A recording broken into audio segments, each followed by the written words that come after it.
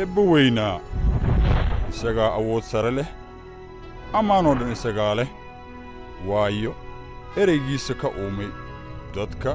xayawaanka cirkayo dhulkaba samooyinka waxay soo bandhigayaan weynaantiisa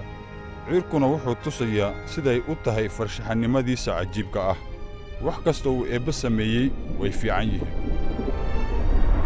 asalkiiba eebba wuxuu uumay dhulka iyo dhammaan geedaha xayawaanka iyo uunka badda ku jira eebba dhoobada wuxuu ka qaabeeyey ninkii ugu horreeyey ka dibna sankiisu ku afuufay neefta nolosha qofkii ugu horreeyey waxaa loogu magacaabay abka aadan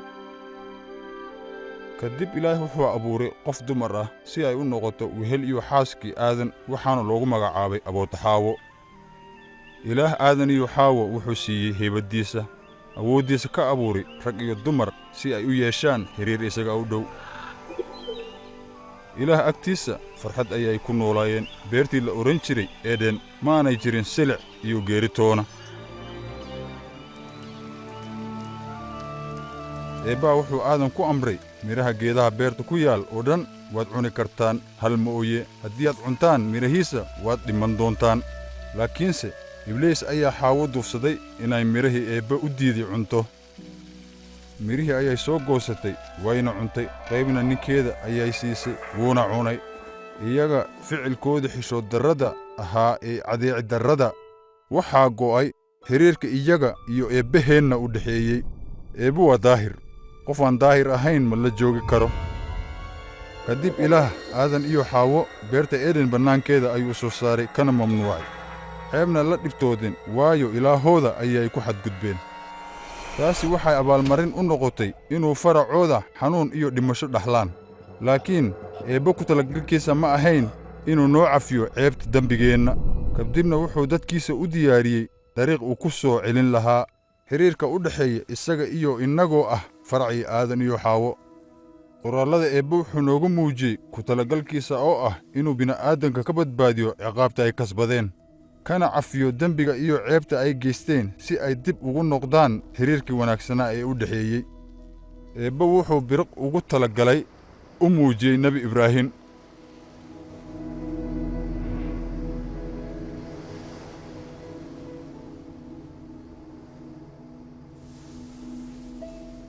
nebi ibraahim eebbihiisuu rumaystay wuuna isku halleeyey eebbaa wuxuu nebi ibraahim ugu ballanqaaday inuu barakeeyo qaramada adduunka oo dhan dartiisa wuxuu kaloo u ballanqaaday inuu faraciisa badinayo sida ciidda badda iyo xiddigaha samadda oo kale nebi ibraahim ilaahiisuu rumaystay ka dib ilaah wuxuu ka dhigtay adeegiisa xaqa ah wuxuuna ugu magacaabay saaxiibka ilaah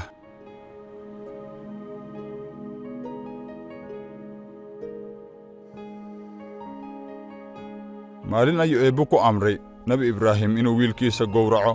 si uu u jarribo nebi ibraahim rumaysadkiisa iyo dhaqankiisa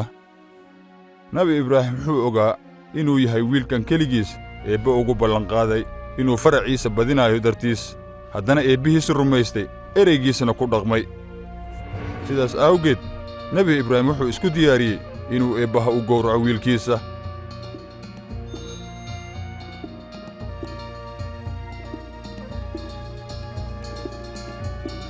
laakiinse eebbe wuxuu ku yidhi ibraahimow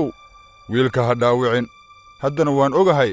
inaad iga cabsato oo aad diyaar u tahay inaad ereygayga ku dhaqantid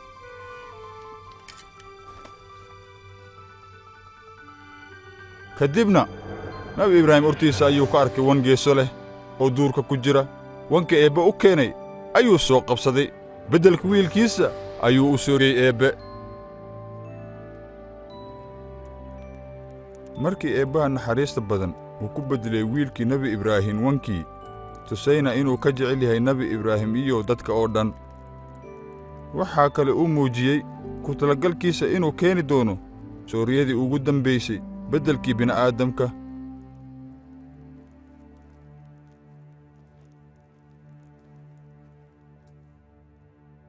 eebbaha naxariista badan lahaa wuxuu horay kitaabkiisa daahirka uu ku muujiyey inuu soo dirayo qof daahir ah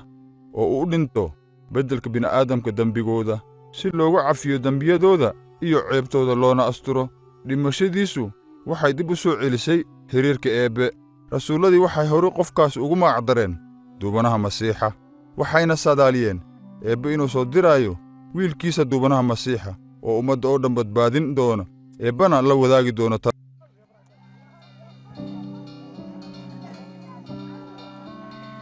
Rasuulladii hore waxay saadaaliyeen wax badan oo ku saabsan hawsha duubanaha Masiixa iyo waxyaabo ku dhici doona ee ka horreeya. Nabi Daawud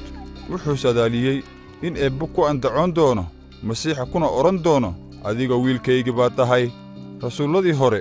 Masiix waxay sarbeeb ugu magacaabeen wiilka Eebbahey. Waxay ahayd inay tusaan ummadda duubanaha Masiixa xiriirka ugu dhow la leeyahay Eebbe, kii gacantiisa midigta ahaa Eebbe. Xilkiisuna wuxuu tusaa hawsha badbaadinta iyo boqortinimada adduunka. Rasuul Ishaaya wuxuu saadaaliyey gabar bikro ah inay uuroobayso oo wiil dhali doonto.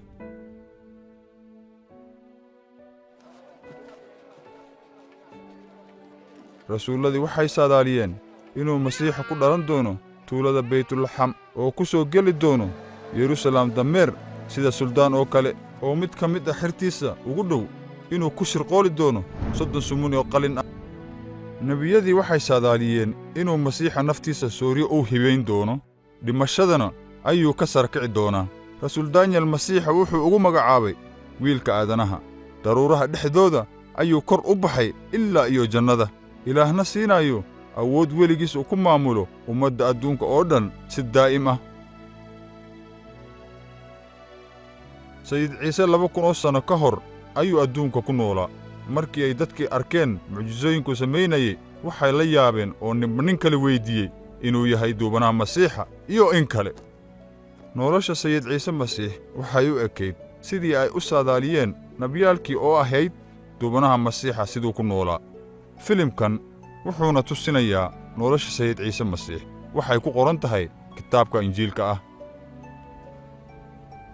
Filimkan